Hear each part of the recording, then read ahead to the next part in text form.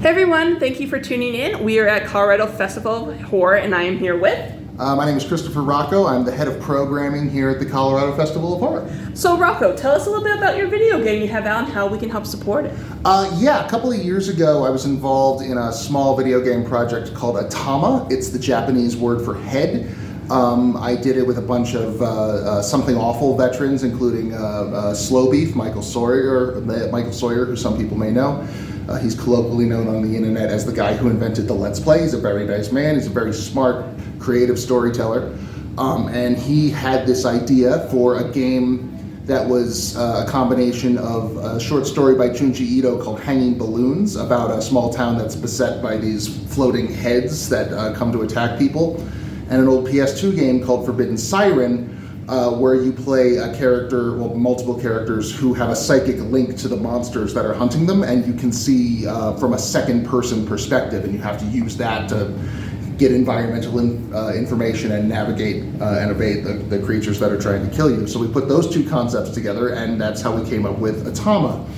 I was one of the writers on the project and the lead sound designer. We went up last year on Steam, and we've done very, very well. You can still find us on the Steam store. And we are going to be releasing on consoles. We have a staggered rollout. I don't have the dates on hand there on my laptop back home, but over the course of September and October, we're going to be having a staggered rollout on Switch, PlayStation 5, and Xbox Series X, I think is the most current one. I'm not an Xbox guy. You're good. And then one of the main reasons why I actually want to talk to you is yesterday you hosted a panel about horror and Star Trek. Yes, and we had focused on First Generation. And my question is, why did you leave out the Borg? To me, the Borg was so horrifying. So I left out the Borg because I wanted to try to focus on episodes, and if I'm going to do a Star Trek thing on the Borg, it's going to take an entire panel. It would be about First Contact. Okay. That film is one of the, and we brought it up briefly yesterday, the opening scene of that film is Captain Picard having a PTSD flashback. And it's one of the most, like if you have a thing with eyes, if that is like a particular horror trigger for you, look away during the opening credits. There is some of like the best eye horror I've ever seen in a on the label horror film. But most of that movie, the parts on the Enterprise, not to spoil a 14-year-old movie at this point, but parts of the Enterprise where the Borg have taken over are shot like a zombie film.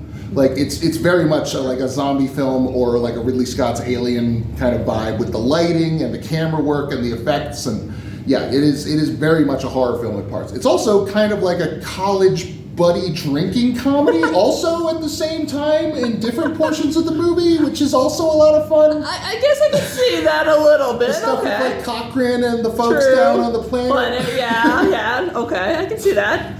I mean, anything that like a hinge, like pivotal moment in the story is around Steppenwolf. Trying to get Magic Carpet Ride to work on an 8-track player. That's a good film. True. And is there a possibility of future panels of Star Trek and horror? Yeah, absolutely. I mean, I've frequently said we here at the Colorado Festival of Horror have a minor in Star Trek convention. Brett and Jeannie, two of the co-founders, massive Star Trek nerds, like the rest of us, and they've always managed to work in some manner of like Star Trek related guest or content. This year we have Tiffany Shepis, who has been on Picard. Last year we had Kirk Thatcher, of all people, who, if you don't know him by name, you know him as the guy on the bus that Spock did the nerve pinch to in Star Trek 4. Very funny man, very nice guy. Previous years were a lot of alcohol ago and not necessarily coming to mind. True. It is definitely like it is on the list of priorities for the con to maintain that kind of, and I think there is some validity to that because we do owe modern con culture a lot to Star Trek and Star Trek conventions in the 80s and the late 70s and the early 80s. Well, my first con was Starfest back in like the 80s. Yeah, I think 88 was my first year. I was 3 years old when my mom took me. So yeah, without Starfest, without those kinds of Star Trek conventions, we wouldn't have Comic-Con.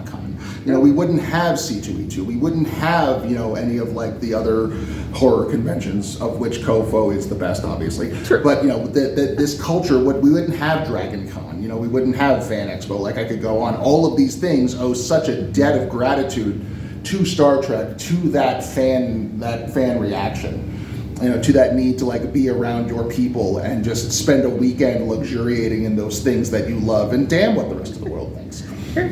Well, thank you for meeting with me, and thank you guys for watching, and please like and follow. Thanks. Thank you so much.